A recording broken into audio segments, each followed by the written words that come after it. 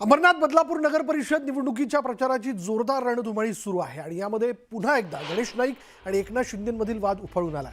प्रवासात कोणी सोबत आलं तर त्याला सोबत घेऊ, गाडीत अडचण झाली तर अडचणही सहन करू, परंतु कोणी बाप होण्याचा प्रयत्न करत असेल तर त्याला बाप दाखवू असा इशारा राज्याचे वनमंत्री गणेश नाईक यांनी नाव न घेता शिवसेनेला दिला।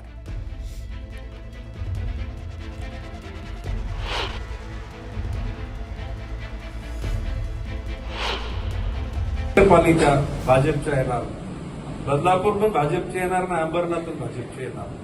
आता तुम्ही असं राहिलं शिल्लक काय, सगळंच भाजपचं येणार।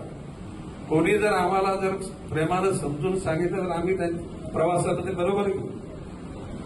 बसताना म्हणजे गाडीमध्ये अडचण झाली तरी आम्ही अडचण सहन करू, परंतु जर कोणी बाप व्हायचा प्रयत्न केला तर त्याला त्याचा बाप। निलेश राणेंच्या मालवणमधील स्टिंग ऑपरेशन नंतर राज्याचं राजकीय वातावरण चांगलंच तापल्याचं दिसून येतंय। निलेश राणेंच्या आरोपावर भाजपकडूनही प्रत्युत्तर देण्यात आलं। मंत्री आणि भाजप नेते नितेश राणे यांनी देखील निलेश राणेंच्या या धाडीवर भाष्य करताना हमाम में सब नंगे होते हे असा टोला लगावला होता। त्यावर आता निलेश राणेंनी प्रत्युत्तर दिलंय। मुळात चूक कळली नाहीये म्हणून उगाच भारतीय जनता पक्ष असं बोलून आमच्या पक्षाची बदनामी कोणी करू नये। जो नियम आम्हाला लागतो तो नियम उद्या सगळ्यांना लागणार, हे वाक्य सगळ्यांनी नोंद करून ठेवावं। हमाम में सब नंगे होते म्हणून निवडणूक आयोग, पोलीस खातं सखोल चौकशी, निपक्ष चौकशी करेल। तुमच्याकडे सगळं काय आहे ना, तुम्ही विचारताय का ही धमकी का? करून टाका जे करायचंय ते। आणि भिजलेला माणूस हा कोणाला घाबरत नसतो, पावसाला घाबरत नसतो। जर मला हे सगळं करायचंय तर मला खात्री आहे की माझ्या बरोबर काय काय होणार आहे ते।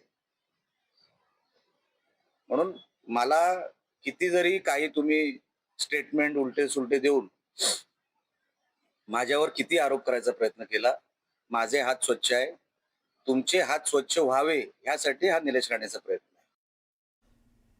शिवसेना नेते आणि आमदार निलेश राणेंनी आपला आक्रमक पवित्रा कायम ठेवलाय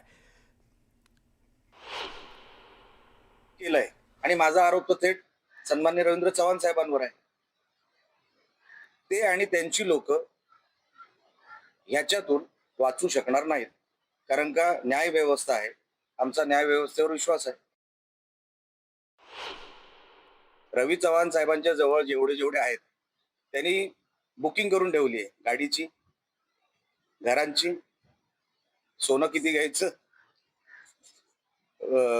फिरायला कुठे जायचं, मग ते फ्लाईट मध्ये परदेशात कुठल्या कुठल्या देशात आपण जाऊ शकतो, ते आपलेही बँक बॅलन्स जमवत आहेत, आपलं कपाट भरत आहेत। हे पैसे जे काय त्यांना वाटतायत ना, त्यांना असं वाटतंय की हे पैसे खाली चाललेत, 60% पण खाली गेलेले नाहीत। हे सगळे गडगंज होणार, काही ठराविकच 10-15 जण, आणि मग उद्या ह्यांच्या घरात मर्सिडीज येणार तर तुम्ही आश्चर्य वाटून घेऊ नका।